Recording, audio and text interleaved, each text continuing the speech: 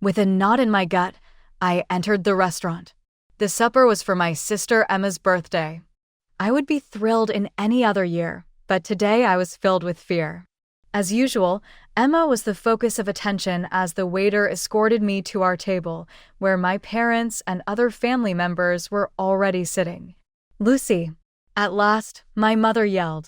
"We were about to order without you." Emma, who is 18 now, smiled like she often does when she wants something. "Hey sis, glad you could make it." I sat down at the vacant seat they had reserved for me after giving her a brief embrace. By the time my uncle said something, my dad had already had 2 drinks and was laughing too loudly. My cousin was showing everyone photos of her new baby as my mom fussed over Emma's hair. I should probably provide my introduction. I'm Lucy, a 36-year-old director of marketing for a digital business. I've always been the family's responsible member, particularly with Emma. I've been her safety net for the past 10 years, helping her find a position at my friend's firm, paying for her college education, fronting the money for her vehicle, and paying her rent for the last 5 years. Why? Because apparently that's what family does. At least my parents have instilled that belief in me ever since Emma was born. "She's your little sister, Lucy. You need to look out for her." And I did. I still do. But occasionally, I question whether I've done too much. My dad waved the waitress over and said, "Let's order," and then it was time for the present. It was a good supper. We sipped good wine, ate expensive spaghetti, and listened to Emma talk about her work at the marketing firm where I had helped her land a position. She had worked there for 3 years and had been repeating for the past year and a half that she was definitely ready for a promotion shortly. Emma received a new iPad from my parents, a designer scarf from my aunt, and then it was my turn to get a gift. I took the envelope with the symbolic check for her Hawaii vacation out of my handbag. 3 weeks prior, the entire $12,000 in actual money had already been sent into her account. I added, "This is from me," as I moved the envelope across the table. With a dramatic gasp, Emma opened it. She wiped away imaginary tears as she said, "Oh my God, Lucy's paying for my Hawaii trip," to the table. "This is so generous of you." I mustered a grin as everyone at the table cheered. If only they were aware of the origin of that gift. I was at my folks' place for our usual Sunday supper 3 weeks ago. Before Emma cleared her throat before dessert, everything was as usual. So she said, "I've been thinking about what I want for my birthday this year." My mom beamed. "What is it, sweetie?" "I want to go to Hawaii after my birthday." "It would be amazing." Then she looked directly at me. "And Lucy's going to pay for it as my gift." I nearly choked on my coffee. "What?" "Yeah, you're always saying how you want me to travel more, experience things. This would be perfect." I set down my cup. "Emma, how much does a trip like that cost?" She waved her hand dismissively. "Not that much, like $12,000. $12,000? I couldn't keep the shock out of my voice. "It's not that much for you," Emma said, her tone instantly changing. "You make plenty of money." "That's an extremely expensive gift," I said carefully. "I can't afford that." "Can't afford it or just don't want to spend it on me?" Her eyes narrowed. "You're so cheap, Lucy. You make 6 figures and you're too selfish to give your only sister a decent birthday present." "Emma, I paid for your entire college education. I helped you buy your car. I'm currently paying your rent. I've been supporting you for a decade." "That's what family does," I shouted. "We don't count the money we spend on each other," she yelled, standing up. "God, you're so bitter." My parents just sat there saying nothing as Emma stormed out of the room. When the front door slammed, I turned to them. "You can't seriously think I should pay for this." My dad frowned. "Lucy, you do earn more than she does, and you know she's always wanted to go to Hawaii." My mom added, "I have my own expenses. I'm trying to save for my future too," I protested. "Your sister needs your help," my dad said firmly. "Family comes first." I left their house that night feeling like I was losing my mind. Was I crazy for thinking a $12,000 vacation was an unreasonable gift? For the next week, my phone buzzed constantly with texts from both Emma and my parents. Emma is so upset. You don't think she deserves this. She works so hard and just wants one nice vacation. You have more than enough money to help your sister. Don't be selfish, Lucy. I held out for as long as I could, but after days of this, I finally broke. I transferred the money to Emma's account with a simple text, "Happy birthday, enjoy Hawaii." Her response, "Thanks, knew you'd come through." And now here I was, watching everyone praise my generosity, completely unaware it had been practically extorted from me. As Emma soaked in the attention, showing everyone the resort where she'd be staying, I felt a small sense of relief. At least this was over. I could go back to my life, and Emma would get her perfect vacation. Emma flew to Hawaii 2 days after her birthday party. I went back to my normal routine, working, hitting the gym, and finally getting some peace and quiet without constant demands from my family. For the first time in weeks, I could breathe. My phone buzzed constantly with Instagram notifications. Emma was making sure everyone knew exactly how amazing her vacation was: sunrise yoga on the beach, expensive cocktails at resort bars, designer swimsuits posed perfectly against turquoise waters. Each photo was captioned with some variation of "living my best life" or "paradise found." I scrolled through them while eating takeout in my apartment, feeling a mix of annoyance and relief that at least she was enjoying the vacation I'd paid for. "Check out Emma's posts," my mom texted. "Doesn't she look happy? You did a good thing, Lucy." I didn't respond. They always did this, made me feel guilty, then praised me once I gave in, as if that somehow balanced the scales. A week into Emma's vacation, I was at work, finalizing a presentation, when my phone rang. My parents' number? Unusual for them to call during work hours. "Hello." "Lucy," my mom's voice sounded strange, shaky. "It's Emma. There's been an accident." My stomach dropped. "What happened? Is she okay?" "She was on some mountain tour," my mom explained, her voice cracking. "She climbed up on a rock to take a selfie, and she fell into a gorge." Oh my God. I stood up from my desk, already grabbing my purse. "How bad is it?" "Is she alive?" My dad's voice now. They must have put me on speaker. "Broken leg, some cuts and bruises. They're saying she was lucky." "Which hospital?" "I'll book a flight right now." "No need for that," my mom said quickly. "The doctors say she's stable. She'll be coming home in a couple of weeks once she's cleared to fly." Something in her tone made me pause. "Let me talk to her. She's resting now, but I'll have her call you when she wakes up." I hung up and immediately tried calling Emma's cell. To my surprise, she answered. Her voice was cold, flat. "Emma, are you okay? Mom and Dad just told me what happened. I'm in the hospital, can't talk now." Her voice sounded distant, almost hostile. "Do you need anything? Should I come?" She cut me off. "No. I have to go." The line went dead. I stared at my phone, confused. I'd expected her to be upset or in pain, but not angry. I couldn't understand why she was being so cold with me. For the next 2 weeks, I tried calling her several times, but she either didn't answer or spoke briefly before hanging up. My parents gave me updates, but they were strangely vague. Something wasn't right, but I couldn't put my finger on it. When Emma was finally scheduled to return, I offered to pick her up from the airport.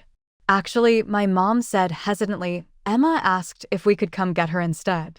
"But why?" "I can help with her luggage, get her settled at home." She'd prefer if we helped her this time. I backed off, hurt and confused, but assuming Emma was just in pain and irritable. Over the next week, I sent her texts, checking in, offering to bring food or help with anything she needed while recovering. Her responses were minimal. "Fine, no thanks, don't need anything." Then, exactly 1 week after her return, I opened my email to find something unexpected: a medical bill from Hawaii Regional Medical Center. Amount due: $15,000. At first, I thought it was a mistake. Why would Emma's medical bills come to me? I dialed her number immediately. "Why did you send me your hospital bill?" I asked when she picked up. "Because you're paying it," she replied matter-of-factly. I laughed, thinking she was joking. "Very funny. Seriously, why did you forward this to me?" "I'm not joking, Lucy. This is your responsibility."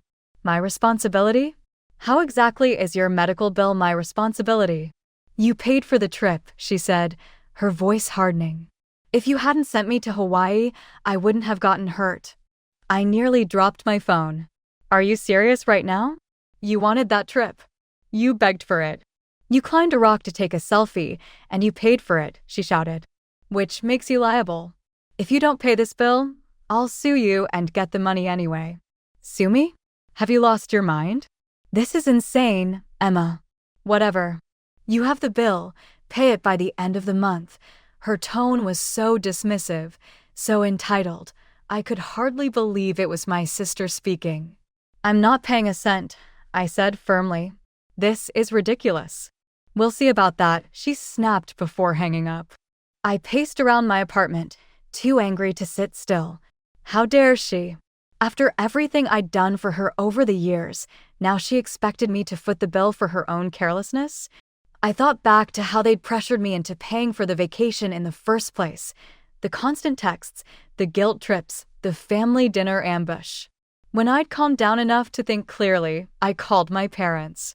Surely they would see how unreasonable Emma was being.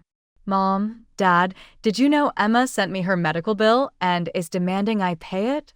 There was a pause, too long to be anything but meaningful. "Well," my dad finally said, "her travel insurance didn't cover all the treatment." "And?" I prompted. "And she doesn't have that kind of money," my mom added softly. I couldn't believe what I was hearing. "Are you saying you think I should pay it?" "You did pay for the trip, honey," my mom said. "And you know Emma is still struggling financially." "This is insane," I said. "I'm not paying for her hospital bills." "That's not how this works, Lucy." "Be reasonable," my dad started. "No, absolutely not. I'm done." I hung up and threw my phone onto the couch.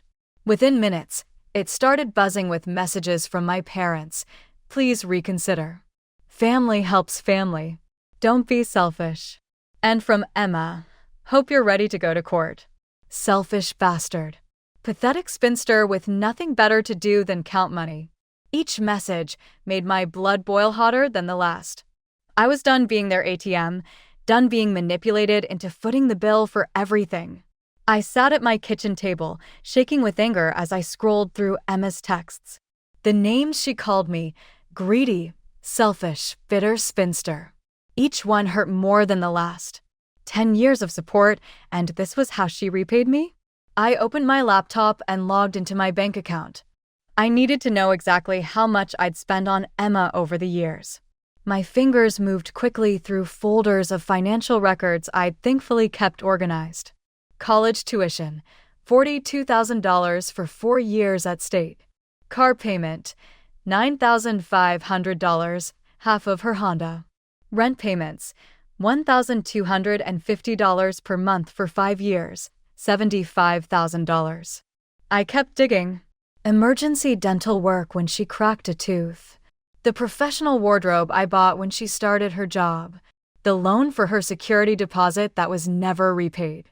The list grew longer. The total higher. By the time I finished, I was staring at a number that made me feel physically ill. $138,720. $138,720. More than enough for a down payment on a house, or my own dream vacation, or a significant chunk of retirement savings. Instead, it had all gone to Emma. And now she wanted more. I opened a new email and attached a PDF with all the expenses neatly itemized and totaled. In the subject line, I wrote "payment due." In the body of the email, I wrote, "Emma, attached is a complete accounting of all expenses I've covered for you over the past 10 years. Total, $138,720. You have 3 months to repay this amount in full, or I will pursue legal action to recover these funds. Lucy." I hit send before I could second-guess myself. My hands were trembling, but for the first time in years, it wasn't from anxiety. It was from a strange sense of power. Less than 30 minutes later, my phone exploded with notifications, calls from my parents, texts from Emma, voicemails filling up my inbox. I silenced it all. Instead, I opened my banking app and navigated to my scheduled payments. There it was, Emma's rent, $1,250 scheduled for the 1st. I canceled it with a single tap. Then I blocked my parents' and Emma's numbers for good measure. I blocked them on all social media too. That night, I slept better than I had in years. 3 days passed in blissful silence. I went to work, met a friend for coffee, even signed up for a pottery class I'd been wanting to try. It was as if a weight had been lifted from my shoulders. Then came the knock at my door. I looked through the peephole to see Emma, leaning on a crutch, her leg in a cast, flanked by our parents. Their faces were grim. For a moment, I considered not answering, but this confrontation was inevitable. I took a deep breath and opened the door. "Lucy," my mom started, "we need to talk." "Come in," I said flatly, stepping aside. Emma hobbled in, making a show of wincing with every step. My dad helped her to the couch while my mom hovered anxiously. "What's this?" My dad thrust his phone at me, showing my email to Emma. "It's an invoice," I replied simply. "For all the money I've spent supporting Emma over the years." "You can't be serious," my mom said, her voice rising. "Family helps family. You can't just demand she pay you back everything." I looked directly at Emma. "Why not?" "She's demanding I pay her medical bills." My parents exchanged uncomfortable glances. Emma stared at the floor. "That's different," my dad attempted. "How?" I challenged him. "Explain to me how it's different." Silence filled the room. "You see," I continued, "it's only different because you all expect me to give and give. But the moment I ask for anything in return, even just basic gratitude, I'm being selfish. We never said," my mom began. "You said it plenty," I cut her off every time. "You pressured me to pay for something else every time. You dismissed my concerns about money every time. You made me feel guilty for having boundaries." Emma finally spoke, her voice quiet. "I'm not suing you, okay? I'll figure something out with the medical bills." "Good," I nodded. "Because if you did sue me, I'd countersue for every penny I've spent on you, and I have records of it all." "You've made your point," my dad said stiffly. "Now can we move past this? We're family." "Yes, we are, which is why I have something else to tell you all." I took a deep breath. "I've canceled my payment for Emma's rent, and I won't be providing any financial assistance to any of you going forward." Emma's face crumpled. "What?" "But I can't afford my apartment without your help." "You'll figure it out," I said, echoing her own dismissive tone from our phone call. "Get a roommate, move to a cheaper place, ask for a raise. There are options." "You're just going to cut me off after all these years?" Tears welled in her eyes. "This is cruel, Lucy," my mom said, her voice breaking. "Your sister needs you." "No. What's cruel is treating me like an ATM for a decade and then demanding more when I finally say enough is enough." Emma was fully crying now, those same tears she'd used to manipulate me countless times before. My parents looked at me like I was a stranger. "I don't want to be your bank anymore," I said, moving toward the door and opening it. "I think you should leave now." My dad helped Emma up, supporting her as she hobbled toward the exit. My mom lingered, her expression a mix of anger and disbelief. "You've changed, Lucy," she said softly. "Yes," I agreed. "I finally have." The next few weeks were strange. The silence from my family created both a void and a freedom I wasn't used to. I filled my newly available time with things I enjoyed, reading, hiking, reconnecting with old friends who'd faded into the background while I was constantly handling Emma's crisis. I started therapy, trying to understand the dynamics that had led to this situation. Why had I let it go on so long? Why did I feel responsible for everyone else's happiness? Just as I was starting to find my footing in this new reality, my assistant buzzed my office intercom. "Lucy, your sister is here to see you." I closed my eyes, centering myself. "Tell her I'm in a meeting. She says it's urgent and, she's making quite a scene in reception." Of course she was. Emma never could take no for an answer. "Send her in," I sighed.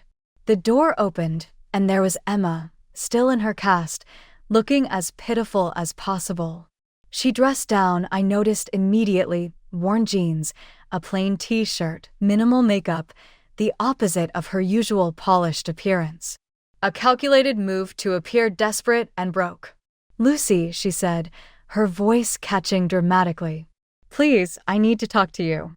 "What do you want, Emma?" I asked, gesturing for her to sit down. She lowered herself into the chair across from my desk, adjusting her crutches against the wall. Her eyes were red-rimmed, her hair pulled back in a messy ponytail instead of her usual perfect blowout. "I can't pay my rent," she said, her voice small. "They're going to evict me." I leaned back in my chair. "That's unfortunate. Lucy, please, I need you to reconsider, just until I can figure something out. I don't have anywhere else to go. What about Mom and Dad's place?" She grimaced. "Their house is so small, and with my leg like this," she gestured at her cast. "I need my own space to recover." "You mean you need me to continue paying for your lifestyle?" "It's not like that," she insisted, her voice rising slightly. Then, seemingly remembering her strategy, she softened again. "I'm struggling. I really am. I can barely afford groceries right now. Emma, do you have any idea how much money I've spent supporting you over the years?" "I know, and I'm grateful." "I really am." A single tear rolled down her cheek, right on cue. "If you were grateful, you wouldn't have tried to stick me with your medical bills. You wouldn't have called me names when I refused. I was in pain. I wasn't thinking clearly." I sighed, feeling suddenly tired of this endless cycle. "The answer is still no. I'm not paying your rent anymore." Her face changed, the vulnerability vanishing. She straightened up, eyes narrowing. "Fine. You know what? You're going to regret this." Then she started to sob loudly, dramatically. My office walls were thin, and I knew everyone outside could hear. "Everyone's going to know what you did," she cried, voice rising. "How you abandoned your own sister when she was injured, when she had nowhere to go." A few curious faces appeared in the glass wall of my office. "Great. Stop it, Emma. You're heartless," she wailed. After everything we'd been through, I picked up my phone and pressed the button for security. "Yes, Miss Wilson? Could you please come to my office? I have someone who needs to be escorted out." Emma's eyes widened in disbelief. "You're calling security on me? Your own sister." "Yes," I said calmly. "And if you ever try to come to my workplace and make a scene again, I'll get a restraining order." The security guard, Ramon, appeared at my door. "Everything okay, Miss Wilson?" "My sister was just leaving," I said. "Could you please make sure she exits the building? And she's not to be allowed back in." Ramon nodded, stepping into the office. "Ma'am, I'll need you to come with me." Emma grabbed her crutches, glaring at me with such hatred it was almost impressive. "This isn't over." "Yes, it is," I replied. "It's been over for a while. I just didn't realize it until now." When she was gone, I shut the door to my office and inhaled deeply. My hands were shaking with relief, not sorrow. I'd done it at last. I had at last defended myself. For months have passed since then. Since that day, neither Emma nor my parents have talked to me. I've heard bits and pieces from relatives we have in common. Emma returned to living with our parents after being unable to pay for her apartment. To anybody who would listen, they are still incensed with me for leaving the family when they most needed me. However, I'm living entirely for myself for the first time in my adult life. In addition to starting a retirement fund and moving to a nicer apartment, I've also planned my own trip to Japan, which I've always wanted to see, for later this year. I occasionally feel bad, especially late at night when I think back on better family moments. I worry whether my choice to cut them off was too harsh or definitive. Then I recall Emma's expression when I declined to cover her medical expenses. It was one of rage that her deceit had failed, not surprise or hurt. I recall my parents constantly supporting her and expecting more from me. I can recall being treated like a checkbook for 10 years. I saw my cousin in the grocery store last week. She inquired about my well-being and mentioned that my parents had informed her that I was going through a difficult time. I assured her I was doing better than ever and laughed. With sincere worry in her voice, she questioned, "But aren't you lonely? Without your family?" Before responding, I gave it some thought. I was lonelier when I was with them, I finally said, because they never really saw me, just what I could do for them. She was unable to comprehend. Perhaps no one who hasn't been in my shoes can truly understand. I received a text message from an unidentified number yesterday. Emma was the one. "Hi, this is me. Acquired a new phone. Can we have a conversation? I'm missing you." I gazed at it for a while, with the same old pull, the need to set things right, to please everyone, to take responsibility once more. Instead of typing, "I'm not interested in resuming contact unless you're ready to acknowledge how you treated me and apologize." I blacklisted the number after that. Perhaps one day we'll be able to return to a relationship of some sort, one that is marked by respect, limits, and true reciprocity. But I'm not waiting for it to happen, and I'm not putting my life on hold. For the time being, I'm relishing the independence of not being someone's ATM, of making choices only based on my needs and wants, and of finding my identity apart from being Emma's sister and my parents' lovely daughter. As it happens, I really like that individual. She's more resilient than I ever realized.